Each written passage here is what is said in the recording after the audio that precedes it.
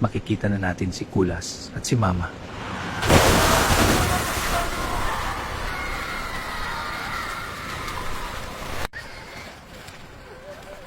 Oh, anak! Okay lang ba kayo?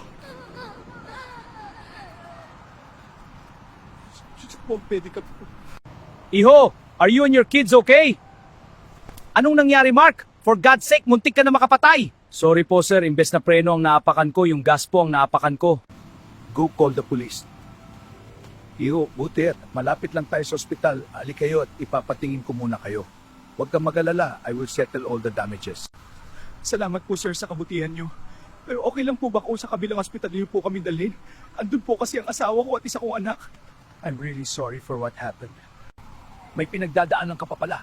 Di bale, I will replace your pedicab and I will cover your sick kids' hospital expenses, pati ni sa inyo ngayon kung meron man. Halina kayo, si Mark na ang bahala dito. Taxi!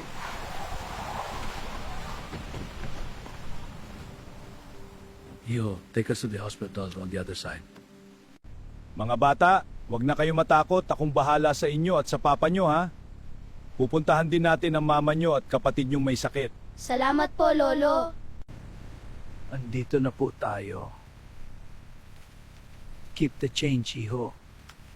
Mga anak, andito na tayo.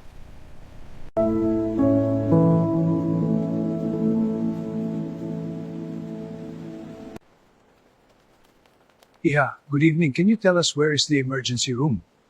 Good evening, sir. Diretso lang po kayo. Yung dulo po ang emergency room namin. Thank you, Iha. Iho, ano nga uli ang pangalan ng anak mo na naka-confine? Kulas po, sir. Miss, good evening. We're here to visit patient Kulas. Sir, pasensya na po. Isang bisita lang po ang pinapayagan namin pumasok sa loob. Ganun ba, Iha? Excuse us for a minute. Iho, you should go inside. Dito na lang muna kami ng mga anak mo. Salamat po, sir. Sasaglit lang po ako sa loob. Ayun, nakita ko na sila Mama at si Kulas. Mama, kamusta kayo? Si Kulas, kamusta? Inaantay namin yung resulta ng lab test ni Kulas. Pero possible daw na dengue yung sakit niya. Anak, magpalakas at magpagaling ka ha.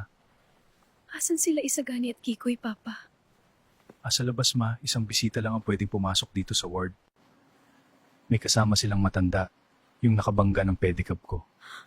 Anong nangyari, Papa? Ikukwento ko mamaya lahat. Humanap muna tayo ng nurse na magbabantay saglit kay Kulas para makita mo na ang mga anak mo. Mommy, Daddy, check ko lang po vitals ng anak nyo. Nurse, lalabas lang po kami saglit. Nasa labas po kasi ang dalawa naming anak. Sige po, di pa naman ako tapos i-check vitals ng anak nyo. Nurse, is Dr. Ernesto Madrigal here today? Yes, sir, he's doing his shift in his private clinic upstairs. Gusto niyo po ba tawagan ko ang assistant niya to inform Doc? No need, he is my son. I will call him directly. Hello anak, may ginagawa ka ba? I'm here in the emergency ward. I need your help. No, I'm fine. Si Mark nakabangga ng pedicab. Kasama ko yung nabangga namin. I need you to do everything to check if they are okay. Dad, thank God you're okay. Awan ng Diyos, anak. Mga bata, hali kayo. Ito ang magiging doktor nyo, ha? Sila muna ang i-check mo anak. Hintayin ko lang yung tatay nila. Susunod na lang kami. Hello, anong pangalan nyo? Ako po si Kikoy, eto naman po si Isagani. Nice to meet you, Isagani at Kikoy.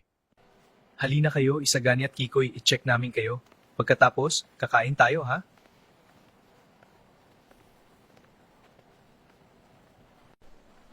May napuruhan ba sa inyo, Papa? Awa ng Diyos, Mama, wala naman. Pero gusto lang makasiguro nung nakabangga sa amin na okay kami, kaya kasama namin siya dito.